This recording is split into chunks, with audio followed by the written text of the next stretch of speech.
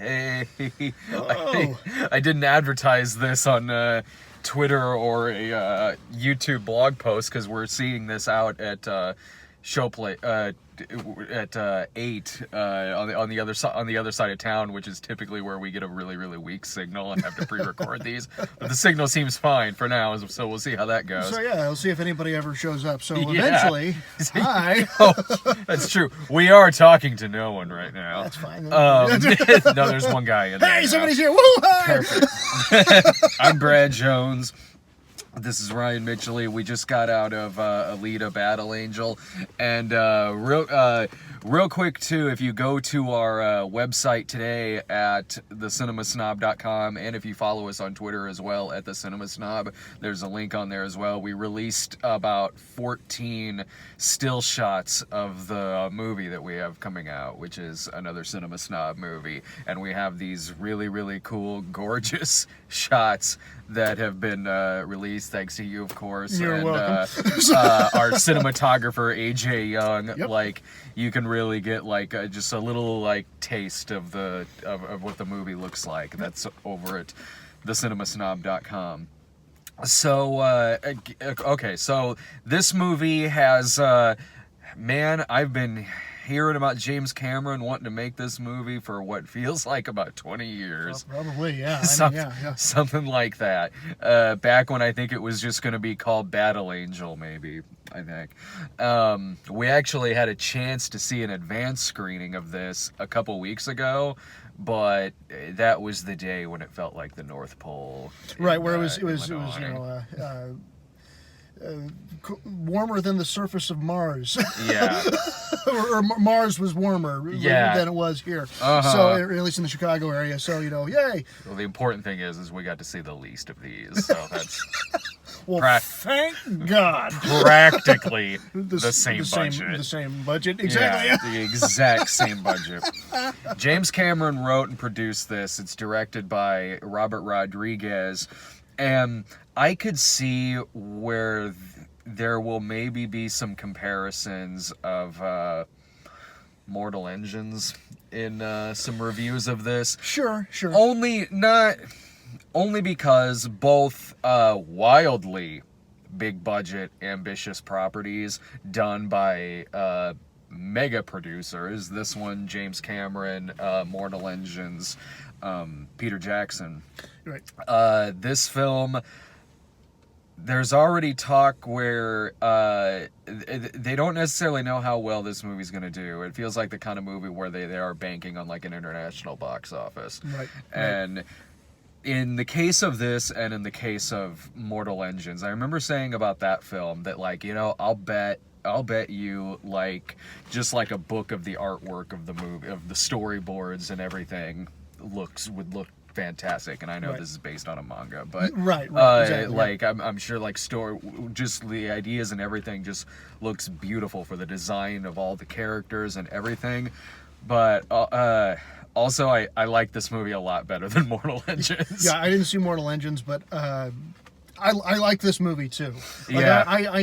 I didn't know what to expect, not being familiar with the manga, not really knowing a whole lot about it. I was not sure what to expect, but I dug it. It was fun. It had some cool stuff in it that was pretty interesting. Yeah, so, there is a lot going on in this film. That's what I was saying before is like the manga. I mean, manga is world building like crazy, and since this is a very popular one that's been around for a very long time, there is a hell of a lot of story. No, there is a lot of things that happen in this movie where like I'm sitting there watching going, you are throwing a lot of information at me right now, and movie. That does happen, like left and right, like okay, there's like I think like robot versions of Jack the Ripper wandering the streets and taking body parts, and now like there's like these bounty hunters, and then this cyborg version of Rollerball going on. Like it's a sports movie here, and then a character will get a phone call, be like, oh my gosh, you got to get to this other place right now with this other character. Also, they suddenly had phones.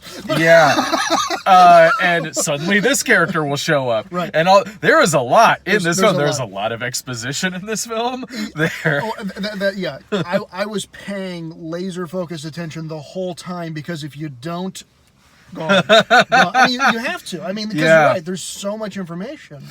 with this very unique world, these people, these characters, the cyborgs, how they work, you know, the world that they're trying to get to and the world that they live in. I mean, like, there's a lot of information. There's a lot of information in this film. There's a lot of details about, like, robot prosthetic arm trade law. Sure, and, yeah, the bounty hunter code between cyborg bounty hunters, and then in an amazing scene, there's Jeff Fahey there as a cowboy bounty hunter with robot dogs. Which was awesome. It was pretty awesome, honestly. Like, I want to know a lot about this world, to be perfectly honest. Yeah, and, like, when I was watching this movie, I felt like this is easily 4 or 5 hours worth of material they're showing me here in this cut down to a 2-hour film. Absolutely. Like, there's going to be a director's cut of this that's going to be like 9.5 hours. Yeah, man. Like, this could be a mini series. This could be a television series. Absolutely, yeah. They obviously have enough material with the manga, and, you know, again, I not being familiar with it, but you had told me that you had heard that it was getting some good reviews from people from some early feedback that I saw from people who saw that advanced screening a couple weeks ago.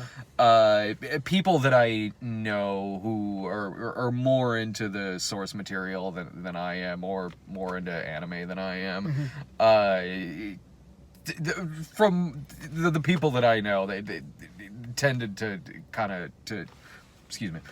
tended to like this movie quite a bit, and say that it feels like you're watching a live action anime film, and it succeeds at it. I think so too. Yeah, and I'll have to take their word on that, because I don't watch a lot of. I don't watch a ton of anime, but I do watch some anime. There's some anime that I really enjoy, and some of the action sequences are extremely well done anime action sequences. Yeah, those were where this movie does really, really succeed. Because while like Mortal Engines, it's a movie you can see the money on screen, and you can see this giant world that they are building with this. And again, both movies, I'm sure, have gorgeous storyboards and character design and just the sketch work alone would fill a book. But where this succeeds in certainly being a movie that, again, is throwing a lot of information and genres at you left and right. And plot turns and everything, it does way better with characters than a movie like Mortal Engines does. I thought this was a very sweet film. I did really like the main character. I liked her performance. I thought her look was fine. That did not bother me at all. That's a good point, because you get used to it very quickly, and then it becomes, and I think they did such a good job of it that it doesn't feel like you're constantly like, okay, here comes Big Eyes again. No, you meld right into it, and she's very sympathetic. She does Rosa Salazar, who's the actress performing it, does an amazing, wonderful, sympathetic performance. She's cool, really funny. She's sweet. Funny. She's badass. The fight scenes are very good. She's a cool character. Like you said, the key word there is sympathetic. Like, I like seeing this character and her journey and everything, and that really does help carry this movie. And there are a lot of batshit side characters in this too. Ed Skrein is like this robot bounty hunter. Like Jackie Earle Haley is in there. There's this like giant tank of a robot, which is cool. There is a lot going on in this film. There's a lot happening. But I did have a lot of fun with it. I was consistently entertained through this film. And even some of the more flawed aspects of the movie, I'm like, I respect that you're going for it. There is some really corny lines in this film between like her literally taking her robot heart out and saying, "I will give my heart to you," and I'm like, oh man, we're going into Attack of the Clones territory here. But I don't know, it was just delivered so earnestly, and there were some. It was delivered earnestly, but it also it took a moment to breathe afterwards, where the characters actually kind of chuckle and go, "Wow, I guess that was kind of intense, wasn't it?" Yeah. So like they did, instead of just being like, "Oh yeah, we're going for it," it's like, okay, we did that, but we're also like, okay, we're also gonna lampshade it. So do a little lampshade on it. Yeah. There was some funny when they're doing this a motor ball or murder ball or whatever it was called in the film. Right. This robot, this cyborg rollerball thing that they're doing. There are these announcers doing a play-by-play. Yeah, they get It's buried in pretty the funny. They get buried in the soundtrack a little bit when you can hear them and hear what they're saying. Yeah, it's pretty fun. Yeah, like because all of the other opponents are paid. They're bounty hunters, and they're paid to try to kill her during Right, this game. right, yeah. She finds out about this and has to survive this, play this game and survive it with all of these other cyborg bounty hunters trying to kill her. And when they're doing that, you hear the announcer saying things like, "Whoa, she must have said something to him in the locker room." Like, Yeah, like a boring Tuesday afternoon just turned into playoff season. yeah. She's got a face of an angel, but the body of a warrior. Like I'm enjoying it. This would be a pretty good video game, honestly. Yeah, it would be. One frustrating thing about this film is that it is a movie that is definitely clearly setting up for a series of movies. Right. So Right. because of that, it's not like this has a completed story. It doesn't. No, it's more or less an origin, like you think Yeah. about it. And again, I don't know the manga. I'm sure that it's extremely well developed where she goes and what she does and how everything goes from there. But it seems like two things. One, they're setting up for like a long series of stories, and then two, she's never going to make it to that big to the floating city. Like it's going to be just nonstop stories of them. Just.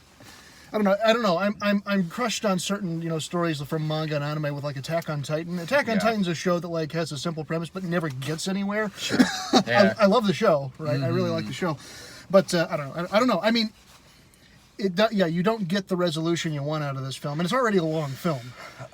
So which is, you're right, is a little frustrating. It would be fine if I had any faith that there's going to be more of these movies, sure, because yeah. this feels like it's really going to have to bank hard in the international market. Yeah, something we talked about. I mean, just watching the trailer, because the trailers for this movie have been out for so long. I mean, they've been trying to pump it up for a long time. Is that, again, I didn't know what I was getting into. I wanted to see it. I was interested. Yeah. But I'm more interested than most parties. As in like I couldn't take the time to go see more movies. I mean, it's our job. It's what we do.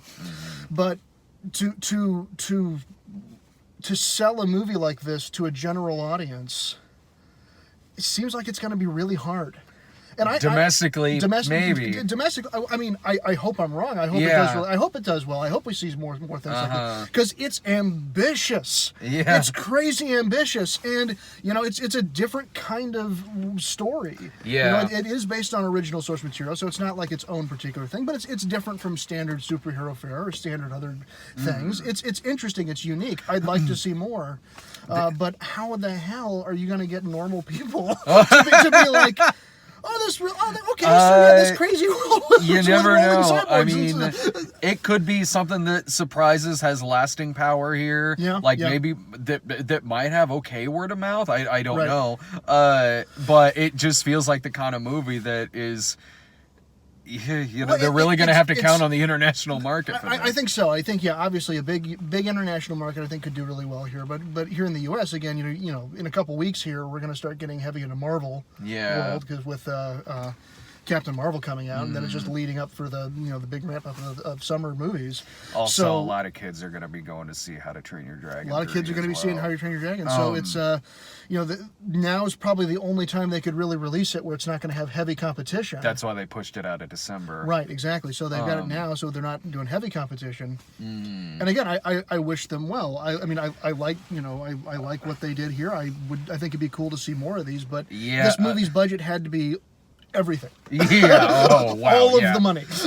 All of the money was used to make this movie. And I mean, James Cameron has $200 million in his couch cushions. Maybe regardless of how it does, he would still fund it on his own. It's probably, he's the type of guy who could, Yeah, exactly. Because of that, because hey, if this thing doesn't do well at all and just kind of goes away, it maybe has a cult audience, which I could easily see this having. Yeah. But because of that, it's one of those instances where it would be like the Golden Compass or something like that, where it's banking really hard on there's going to be more of these movies, It and is, because yeah, of that, it does have an ending that sets up for future movies and has not like an entirely cliffhanger ending, but it got what you would expect an ending like this that's trying to franchise itself to be. Yes. The big bad still exists. The main conflict still exists. Yeah. She knows who she is. She is this warrior now, setting up endless battle. The bigger battle yet to fight. But that's where it ends. So like if you want to see her reach her full potential, you want to see the big bad actually get taken out. Not going to see it here, and then so that's where you're right. It's like you want to see that in the next movie. And maybe it is only one other movie, but boy, again, well, it's kind of wait and see. We'll see what happens. Because I'd be down for another one. I'd be down to see another of these movies, but it just seems really hard. With just kind of your average American audience, really getting them to be like getting excited about this movie, other than just the pedigree of Robert Rodriguez and James Cameron. Those are solid names you can bank on. But there's also not really big stars. I mean, Christoph Waltz and Jennifer Connelly are in it, and they're great, but they're not like huge big bankable names.